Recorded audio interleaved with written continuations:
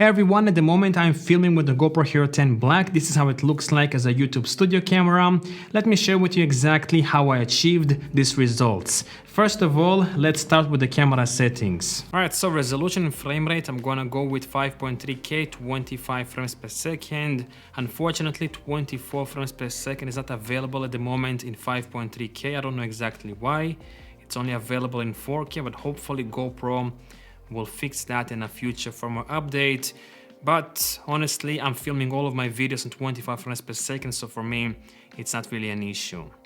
Next, lens, I'm gonna choose linear, or maybe afterwards I'm gonna change it to the narrow field of view. We'll see. Hyper mode I'm going to turn off because the camera is going to be on a tripod. Bitrate I'm gonna choose high to get the highest image quality possible. Shutter speed, double the frame rate, 1/50 to get the most natural motion blur effect, and also to lock the exposure as much as possible so the camera won't change exposure on its own. Then white balance, I'm gonna set it to 5500 Kelvin because my light is 5500 Kelvin. ISO minimum 100 and ISO maximum 200, and afterwards I'm gonna see whether I'm going to lock it at 100 or 200, because sometimes with GoPro cameras 100 is just a bit too low when you shoot in a studio environment. Sharpness I'm gonna set to low, and then in post-production I'm going to add some sharpness. Color I'm going to choose the new natural color. So now you have three options: flat, natural and vibrant. The vibrant is a bit too saturated for my liking. Natural looks good, and the flat is just a bit too flat in my opinion, so I'm gonna go with the natural field of view, natural color I mean. And for the audio I'm gonna leave everything off because anyways I'm going to use an external microphone. To achieve the best video and audio quality possible, I'm obviously going to use some extra accessories such as lighting. So for the key light I'm going to use the same light that I'm using right now, the Ambitful FL80 with the Godox 70cm wide softbox. Links of course would be down below. And I'm going to use a couple of extra lights like this light behind me, the tungsten light, the light on the floor, the blue light, and also I have two lights shining at the ceiling, just raising the light ambience in the room. For the audio I'm going to use the same microphone that I'm using right now, the Saramonic VMic 5 Pro shotgun microphone, but unfortunately I can't really plug it in directly to my GoPro because I don't have the GoPro media mode or the GoPro microphone adapter. So I'm going to plug it in directly to my Rode Wireless Go 2 because it has a built-in audio recording function. And then in post-production I'm going to sync the audio with the GoPro and have great audio quality. All right.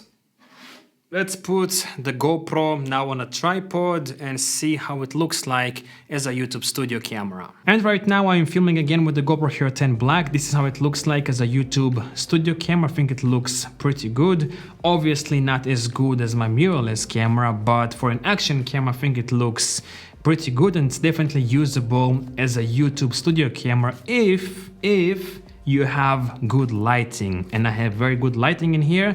So let me share with you exactly what kind of lighting I am using, how I positioned my lighting to get the best results possible, so you can get similar results to mine with your GoPro or maybe even with your camera, because lighting is more important actually than the camera that you use. So let's start. First of all, let's start with the simple practical lights. Behind me I have a couple of practical lights. I have this desk lamp, then I have my laptop, and here on the right I have this pocket RGB light that's shining blue color on this plant, just to add a bit more interest to the background.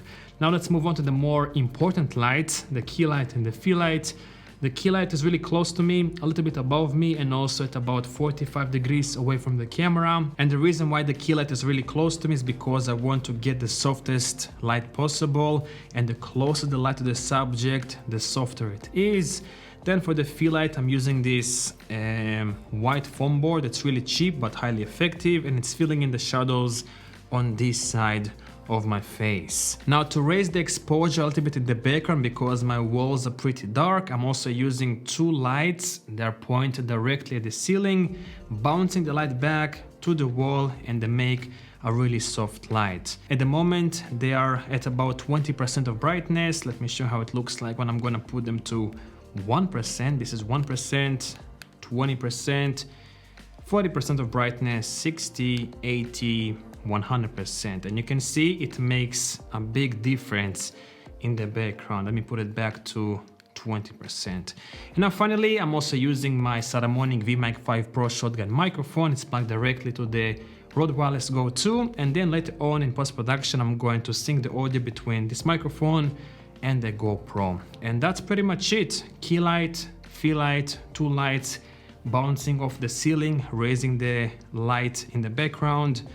Practical, and a practical. If you have any questions or comments, let me know down below, and I guess I will see you in the next one. Thanks for watching.